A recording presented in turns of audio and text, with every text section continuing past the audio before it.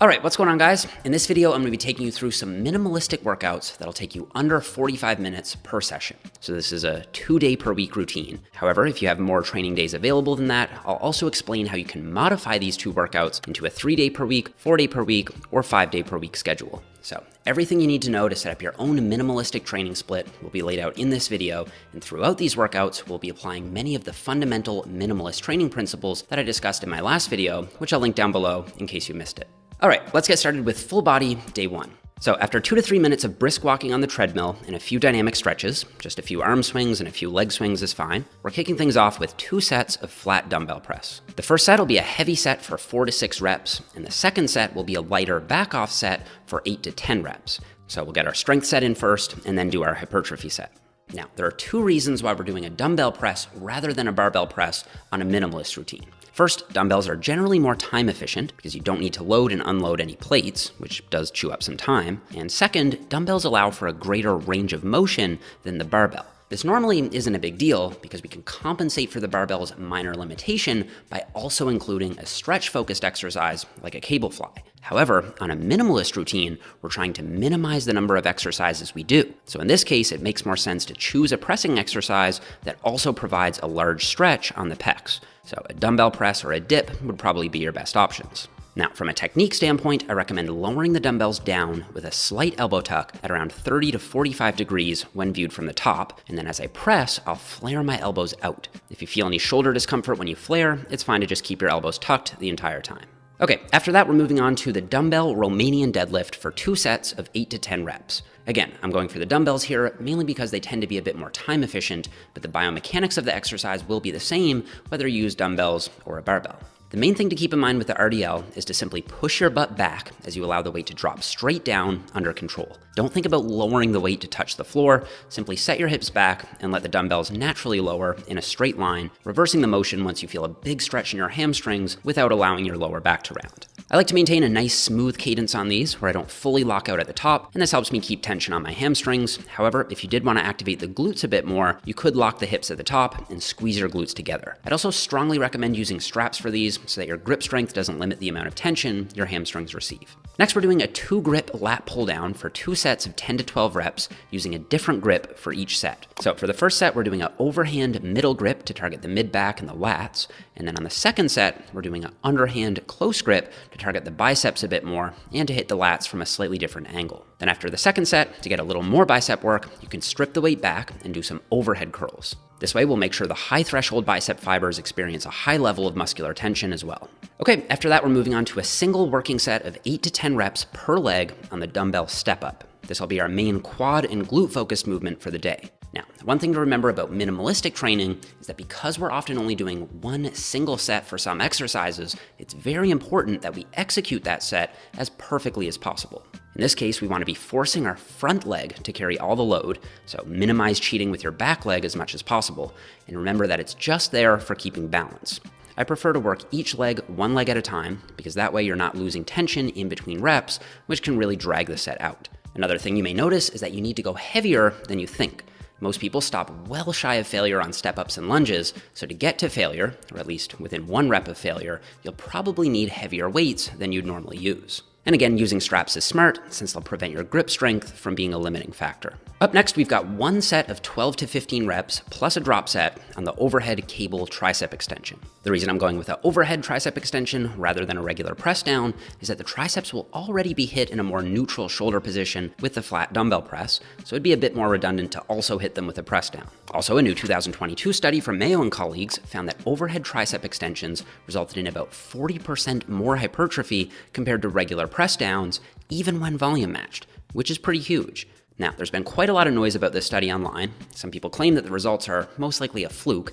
However, according to the Mass Research Review, it was a very well-designed study, and there are at least 3 plausible explanations for why overhead extensions led to substantially more muscle growth than press downs. So while I wouldn't put too much stock in a single study like this, if you are limited on time and can only fit in 1 tricep isolation movement, I would favor an overhead tricep extension more than press downs.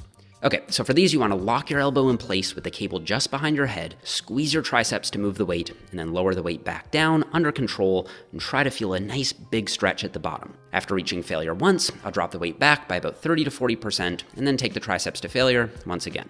Okay, after that, we've got one set of 12 to 15 reps plus another drop set on the machine lateral raise. I personally use this Atlantis standing lateral raise machine at my gym, mostly because I find I can get a much larger range of motion here while maintaining consistent tension on my side delts. However, if you don't have this machine, you can use a seated machine option or a cable machine or even dumbbells. As long as you're taking the muscle to failure with good form, the fibers will be maximally recruited regardless. I also strap in again here, so I can use only my side delts to sweep the weight out, as opposed to relying on my grip, and more specifically my thumb, to support the weight. Again, I use a larger than usual ROM on these, but if that ROM isn't comfortable for you, you can just stop at 90 degrees, so parallel to the floor. And again, as long as you're taking the set to failure, the total activation level will be very similar. And again, after reaching failure, I'll drop the weight by 30 to 40% and go to failure again to really finish the fibers off and get in a little extra volume without killing too much time by doing a whole other set. Okay, and to finish off the first full body day of the week, we're doing one set of 12 to 15 reps on the horizontal toe press for the calves. Now, doing calf raises on a leg press machine is the exact same basic movement pattern as doing them on a standing calf raise machine, because on both exercises, your leg is straight, not bent. However, when you're seated, your upper body doesn't have to bear any of the load, so I find that I'm able to get a better mind-muscle connection with my calves when I do calf raises on a seated leg press machine. And once again, after reaching failure, I'll drop the weight back by 30 to 40% and go to failure again. One thing to keep in mind with the calves is to make sure you don't start bouncing on the drop set reps. A lot of people have a tendency to let loose once fatigue starts setting in, but you'll get the most out of the set if you keep your form locked in. And remember, each and every rep should have a nice 1 second or so pause at the bottom and a full squeeze at the top. Okay, let's jump into full body day 2. On the second day, we're kicking things off with the hack squat, doing one heavy top set for 4 to 6 reps, and then one lighter back off set for 8 to 10 reps. Now, the reason I'm going for the hack squat is because on a minimalist routine, you can often get away with less warm-up sets on machines than on free weight compound exercises. For example, with barbell back squats, it'll sometimes take me a half an hour just to get all my warm-up sets done, whereas with the hack squat, I'll just hit 2, maybe 3 quick warm-up sets, and then I'm doing my working sets within 5 or 10 minutes tops. So for the first heavy top set, I'm choosing a weight that'll have me about 1 rep shy of failure, so an RP of 9 for 4 to 6 reps, and here I'm just focusing on moving the weight. I'm thinking about driving through my heels while maintaining consistent pressure against the shoulder pads. And after the first heavy set, I'll rest for about 3 minutes, and then for the back off set, I'll drop the weight back, and this time focus a little more on controlling the negative and feeling my quads working. This is more of the hypertrophy set, so I'm focusing more on the mind-muscle connection rather than just moving the weight. And on both sets, I'm getting to full depth and purposefully allowing my knees to come forward past my toes, which is perfectly safe, and I can link another video on that down below. Okay, after that, we're doing an antagonistic superset for the chest and back. Now, an antagonistic superset is when you train 2 opposing muscle groups back to back without rest. And I'm a big fan of these because one muscle will be working while the other is resting. So in this case, we're doing 2 sets of a high incline Smith machine press to target the pecs, shoulders, and triceps, and then we're supersetting that with a T-bar row to hit the mid-traps, lats, rear delts, and to some extent, the biceps. With the incline press, I'm setting the bench angle a bit higher than usual, so around 45 to 60 degrees, and I'm doing that so the delts get more involved. Rather than doing both a vertical press and a horizontal press, we're just meeting in the middle with a high incline press to save on time. And this will do a good job of hitting the pecs and the shoulders with a single movement. We're also taking a slightly closer grip so we can take the triceps through a greater range of motion, and this will shift some of the emphasis to the upper pecs as well, which is a weak point for most people. Then we're supersetting this with 10 to 12 reps on the T-bar row. Now, my gym's T-bar row machine is right next to the Smith machine, so I can superset these 2 easily, but if your gym has these 2 machines further apart, instead, you can just flip around on the bench, grab some dumbbells, and do some chest-supported incline dumbbell rows instead of T-bar rows for the same sets and reps. Now, when doing T-bar rows, I'll usually do 1 set with a wider grip and 1 set with a closer grip just to target the back from slightly different angles. And I should also point out that even though we are supersetting, I'll still rest for about 30 seconds to a minute in between the 2 exercises. So just because you're supersetting and you're going back and forth doesn't mean you need to go straight to the other exercise. Getting a little rest in between to catch your breath is a good idea. So in practice, the superset will look something more like this, which still saves on time, but allows me to recuperate more in between supersets. All right, after that, we're moving on to 1 set of 10 to 12 reps on the seated hamstring curl plus a drop set. A recent 2020 study showed greater hamstrings growth with seated leg curls over lying leg curls across a 12-week training study. So if we're given the option to do only one, I pretty much always favor seated leg curls these days. And because this difference seems to be related to the higher degree of stretch you get on the hamstrings with the seated variation, I'll accentuate this effect by leaning forward over the machine throughout the set. And then since we're only doing one set here, we're taking it all the way to failure and then dropping the weight back by 30 to 40% and going to failure again. Then we're doing one set of 12 to 15 reps on the easy bar bicep curl plus some myo reps. Again, just one all-out set to failure here, so we want to make sure we execute that set as perfectly as possible. So I'm focusing on curling the weight out and up, not just up, and thinking about driving through my pinky to cue for supination as I curl. I'm also thinking about squeezing my biceps to move the weight and keeping a looser grip on the bar so that my forearms don't take over. After hitting failure with good technique, we're doing some myo reps to enhance the set further rather than a drop set this time. So this time we're going to keep the weight the same, and instead of dropping the weight back, we'll simply rest for 3 to 4 seconds and then do another 4 reps. Then we'll rest for another 3 to 4 seconds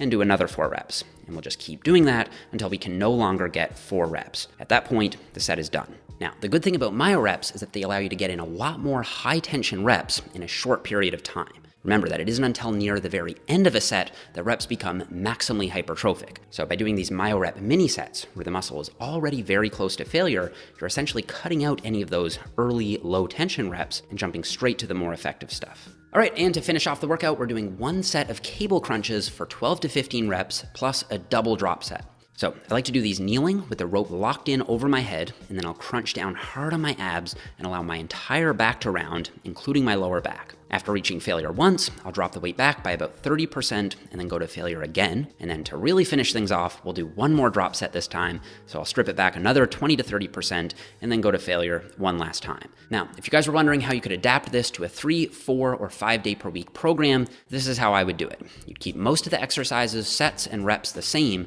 but simply modify how you'd split up your volume throughout the week. If you want to train 3 days a week, I'd do the same full body workout number 1 and then split the second full body day up into an upper body day and a lower body day. You could also add a little more volume to the upper lower days by either adding an extra set for some of these exercises, or you could add a few extra exercises for your individual weak points on those days. If you want to train 4 days a week, you just split up both full body workouts into 2 separate upper lower days. So you'd go upper lower rest, upper lower rest rest. And again, you can add some volume to these workouts if you find them to be a bit too short. And if you want to train 5 days a week, you could do the same basic thing, but this time with an upper-lower push-pull leg split done 5 days per week. Or if you want to have all this work done for you, you can check out my new 12-week Essentials program, which just launched this week over on jeffnippard.com. It's made up of workouts very similar to the ones in this video that are designed to get you in and out of the gym in under 45 minutes. It comes in a 2-day per week, 3-day per week, 4-day per week, and 5-day per week version, and I'm going to leave it at 20% off for another week if you guys want to pick it up. So that's it for this one, guys. Thank you so much for watching. Don't forget to leave me a thumbs up if you enjoyed the video, subscribe if you haven't already, and I'll see you guys all here in the next one.